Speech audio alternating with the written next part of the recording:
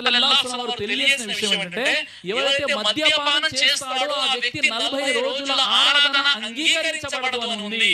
కానీ ఎవరైతే మద్యపానం చేస్తాడో ఆ వ్యక్తి తౌబా చేసుకోవాలి. గునాయే కబీరా, పెద్ద పాపం కాబట్టి ఆ వ్యక్తి తౌబా చేసుకొని ఈ రోజు మద్యపానం చేస్తే అతడు తౌబా చేసుకొని వెంటనే ఆ మత్తు దిగిన తర్వాత అతడు మళ్ళీ మస్జిద్కి వెళ్ళి నమాజులు చదవాలి, తౌబా చేసుకోవాలి.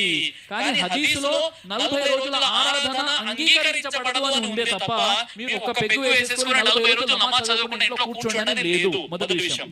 రెండో విషయం ఏంటంటే, ఒక మద్యపానం సేవించిన వ్యక్తి 40 రోజుల్లో ఇంట్లోనే ఉండండి అని అనుకుంటున్నాం మనం. అలాంటి వ్యక్తి కనుక తెలిసిపోయింది అతడు మద్యపానం చేశాడు, మరుసటి రోజు వచ్చేసి నమాజ్ చదువుతున్నాడు, నా నమాజ్ కూడా డిస్టర్బ్ అవుతుంది, నా నమాజ్ అంగీకరించబడదని చెప్పడానికి ఎలాంటి ఆధారాలు లేవు. ఇది శుద్ధ తప్పు. కాబట్టి ఎవరి కర్మకు వారే బాధ్యులు. ఒకవేళ ఆ వ్యక్తి మద్యపానం